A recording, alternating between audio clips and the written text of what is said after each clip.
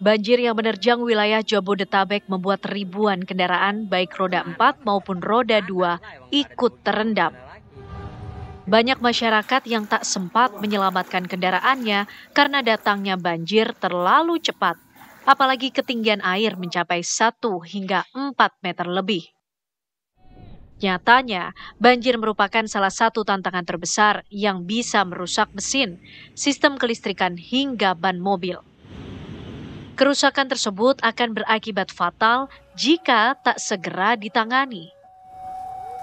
Karena penanganan yang tepat sangat penting agar kendaraan dapat kembali berfungsi dengan baik, tentunya tidak memakan biaya perbaikan yang lebih besar ke depannya. Lantas, bagaimana cara yang tepat menangani kendaraan pasca diterjang banjir?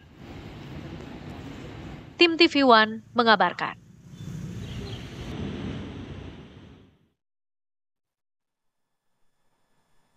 Nah, bagaimana caranya supaya bisa memperbaiki, mengembalikan kondisi kendaraan pasca banjir tanpa kantong moncosi ya? Kita langsung saja akan bergabung dengan rekan kita Putri Sofia yang akan membahas ini dengan expertnya ya. Ya, selamat pagi Putri Sofia. Ya, silakan Putri. Selamat pagi Putri, Andi Kumala dan juga pemirsa. Hari ini saya sedang berada di salah satu sekolah tempat di mana para warga Bekasi ataupun Pondok Gede Permai menyimpan kendaraan bermotornya. Ini ada banyak sekali kalau kita lihat ya, ada ratusan motor dan juga beberapa mobil yang disimpan pasca banjir yang terjadi pada beberapa hari yang lalu. Meski pada hari Rabu dini hari kemarin sudah surut, namun kami dapat menyaksikan bahwa saat ini para warga sedang bersih-bersih dan juga kalau kita lihat di belakang saya, ini ada warga yang memang sedang mengecek kembali kondisi kendaraan bermotornya yang sempat terendam oleh banjir. Kalau dilihat memang kondisinya di tempat saya melaporkan saat ini memang hampir seluruh kendaraan bermotor yang ada ini terendam banjir karena kalau dipantau memang banjir yang terjadi pada beberapa hari yang lalu ini ketinggiannya sekitar 3 meter sehingga otomatis ini menenggelamkan seluruh kendaraan bermotor yang terparkir di sini. Dan mungkin kita akan tanya sedikit nih dengan warga yang memang sedang mengecek kembali kondisi kendaraan bermotornya bersama teknisinya. Selamat pagi Bapak. Ya, selamat pagi Bu. Dengan Bapak siapa Pak? Dengan Tutur. Pak, Tutur ini boleh diceritakan nggak Pak, kenapa sampai bisa motornya berada di sini nih Pak? Kronologinya seperti apa kemarin? Ya, karena kemarin kita keluarnya udah telat. Jadi mau ke jauh sana udah nggak ada akses untuk jalannya, ribet. Terus juga perjalanannya susah karena udah banyak mobil pada antri, motor pada antri. Kita cari sampelnya aja, ya kita naikin ke sini. Kita hanya berharap supaya nggak kena banjir, tapi kenyataannya ya inilah musibah kan. Ya itulah ya resiko kita. Akhirnya tiga motornya masuk ke sini. Nah, kelihatan sekarang tenggelam sampai di bawah speedometer. Tapi alhamdulillah masih ada saudara atau teman kita yang baik hati dari Condet. Dia mau datang ke rumah untuk bongkar motor supaya bisa hidup kembali. Pak, ini naruh berapa kendaraan bermotor nih Pak di sini? Kalau saya di sini ada tiga kendaraan bermotor. Terus Beatnya 2, Revo 1. Terus yang di rumah nggak bisa jalan, 1 motor kerendam. Ya nanti biar di servis sekalian. Oke, Pak, ini untuk kendaraan bermotor sendiri biasanya dipakai untuk apa nih Pak sehari-hari? Untuk kerja, yang 1 untuk sekolah anak saya, yang 2 untuk saya sama anak saya kerja, yang 1 untuk itu. Kan dulu ada ibunya ya kan, dari 4 untuk ini. Tapi yang 1 nggak dipakai lagi karena ini kondisi motornya nggak begitu ini, speedometernya bocor. Oke Pak, ini melihat kondisi yang memang sudah tenggelam hampir sepenuhnya, ini bagaimana Pak kelanjutannya? Apakah akan diperbaiki atau nanti akan dijual kembali nih Pak melihat kondisinya seperti ini sekarang? Motor kita perbaikin, kalau beli kembali nggak punya uang. Kita pakai seadanya aja. Orang ya nggak kepikiran untuk beli karena juga memang motor juga masih layak dipakai kan, nggak itu aja. Terima kasih banyak ya Pak. Semoga cepat diperbaiki kembali, motornya bisa dipergunakan lagi. Pemirsa, tadi kita sudah lihat kalau sudah ada beberapa warga yang memang mengecek kembali kondisi kendaraan bermotornya pasca banjir yang terjadi kemarin. Namun memangnya seperti apa sebenarnya dampak dari kerendaman banjir terhadap kendaraan bermotor? Tentu kita akan berbincang langsung nih dengan ekspertis yang memang ahli di bidang mesin. Sudah bersama kami Mas Aditya. Selamat pagi Mas. Pagi Mbak Putri. Mas, gimana nih melihat kondisi kendaraan bermotor yang mungkin ini sudah kena banjir, terendam banjir di sini? Seperti apa, Mas? Ya, baik, terima kasih. Yang pertama-tama saya ikut prihatin atas kejadian yang menimpa saudara-saudara kita di sini terkait dengan bencana banjir yang berimbas kepada kendaraan bermotor, khususnya kondisi kita lihat di sini kendaraan roda 2 maupun roda 4. Yang pertama mungkin harus dilakukan adalah memastikan bahwasanya tidak ada air di dalam ruang mesin ya. Seperti yang terjadi di sini, ini kan sebagian besar mesin terendam ya, karena kalau tadi kita lihat dari beberapa kabin kendaraan itu sudah sampai di dashboard. Dengan demikian sudah kita pastikan air akan masuk ke dalam ruang mesin melalui beberapa saluran seperti saluran udara yang ada di ruang mesin ataupun dari knalpot itu juga bisa masuk juga. Harus dipastikan sedemikian rupa karena kalau sampai ada air di dalam ruang bakar kemudian dilakukan upaya untuk starter, maka itu akan bisa merusak mesin langsung seperti itu. Kira-kira seperti itu.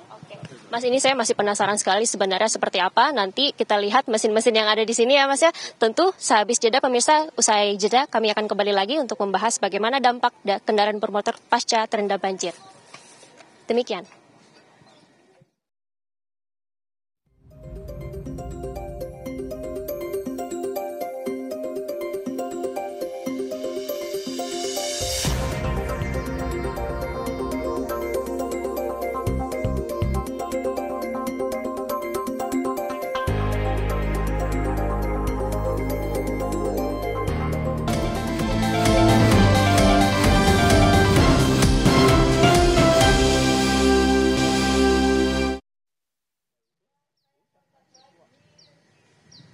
Masih di Apa Kabar Indonesia Pagi on Location, pemirsa, saat ini saya masih berada di wilayah Jatirasa, Bekasi untuk berbincang dan melihat bagaimana dampak dari kendaraan bermotor usai terendam banjir yang terjadi beberapa hari yang lalu. Tadi kami sudah bertanya dengan Mas Adit, ekspertis di bidang mesin, soal bagaimana kondisi yang ada di sini. Nah, Mas, tadi kita sudah lihat ada warga yang sedang membetulkan atau memperbaiki kendaraan bermotor roda 2-nya.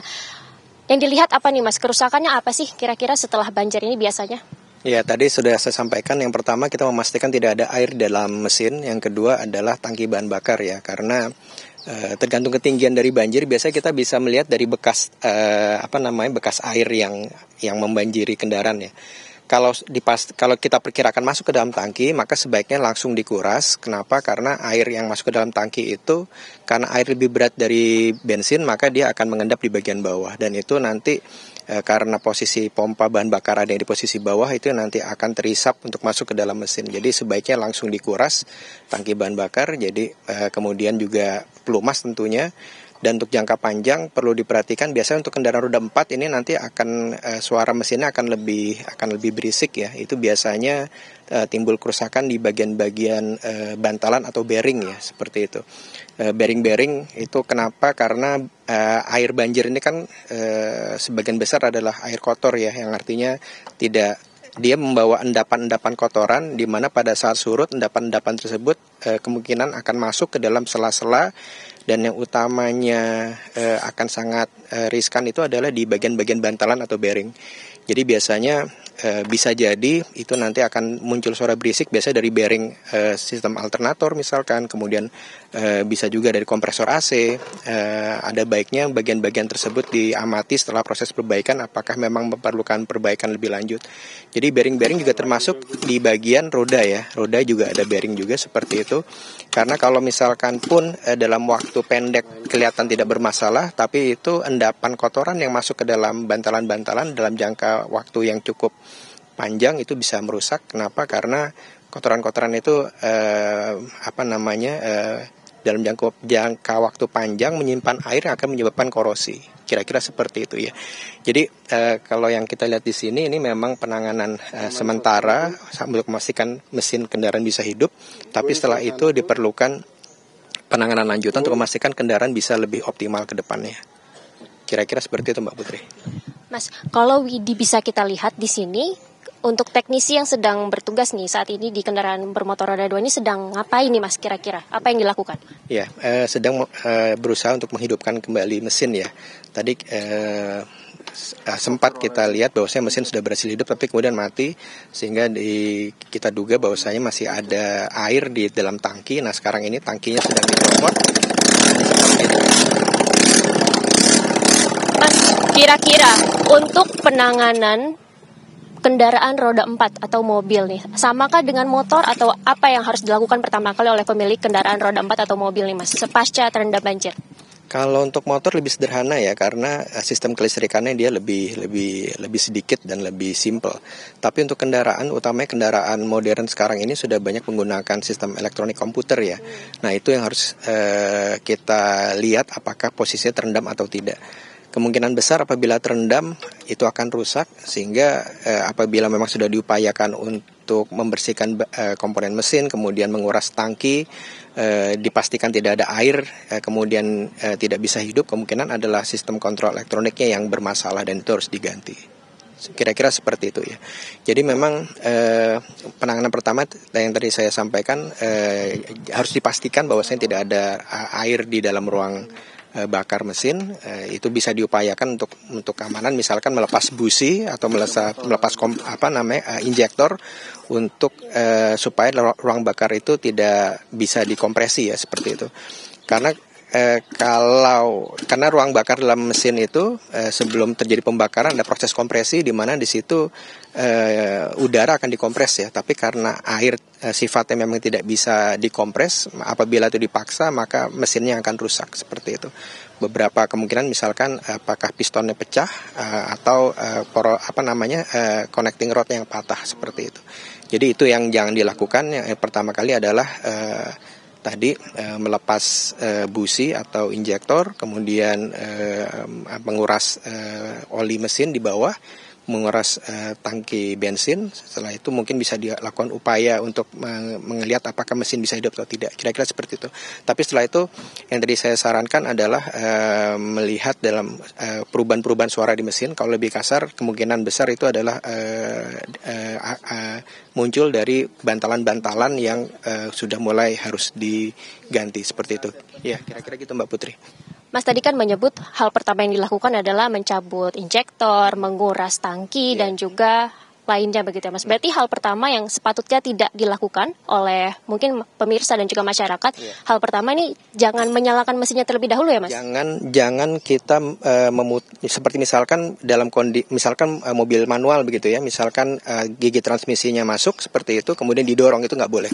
Jadi kita harus pastikan bahwasanya mesin tidak bergerak ya, seperti itu Mbak Putri. Kira-kira gitu. Mas, tadi ada beberapa part mungkin Mas menyebut kalau perlu diganti begitu ya, ada beberapa bagian yang memang perlu diganti. Ini kira-kira menelan biaya berapa sih Mas kira-kira untuk kendaraan bermotor roda 2 dan juga mobil roda 4 nih Mas? Ada kisarannya nggak nih kira-kira? Terus terang kalau itu sangat variatif ya, tergantung dari beberapa seperti merek misalkan, kemudian kesediaan suku cadang. Cuman beberapa, kebetulan saya juga dalam waktu yang lampau juga pernah menjadi korban banjir ya. Ya kalau di kendaraan itu kisarannya mungkin sekitar paling murah mungkin sekitar 20 juta ya, seperti itu ya. Ya kalau kendaraan roda 2 ya mungkin 1 juta 2 juta seperti itu. Tapi itu pun dengan catatan tidak prima seperti sedia kala ya tentunya ya. Nah tadi saya bilang kalau komponen-komponen banyak yang kita ingin untuk ganti, itu pasti akan lebih mahal lagi biayanya ya. Kira-kira itu untuk memastikan kendaraan bisa bergerak lagi seperti itu. Tapi ya tadi banyak hal yang perlu kita perhatikan, terutama bagian-bagian bantalan atau bearing yang akan bermasalah. Terima kasih banyak. Terima kasih Mas Aditya. Tadi banyak sekali insight-insight dan juga pengetahuan baru bagi kita mungkin masyarakat yang memang kendaraannya sempat terendam akibat bencana banjir yang menerjang beberapa hari lalu di beberapa kota yang ada di Indonesia. Dan memang kalau dilihat ini kerusakannya ini cukup destruktif begitu, melihat bahwa air dan juga lumpur yang dibawa oleh banjir ini menyebabkan beberapa kerusakan oleh kendaraan bermotor. Untuk sementara kami kembalikan ke studio. Baik, terima kasih Putri Sofia yang sudah membahas terkait bagaimana perbaikan dan juga maintenance kendaraan pasca terendam banjir. Intinya adalah serahkan pada ahlinya ya. Oke.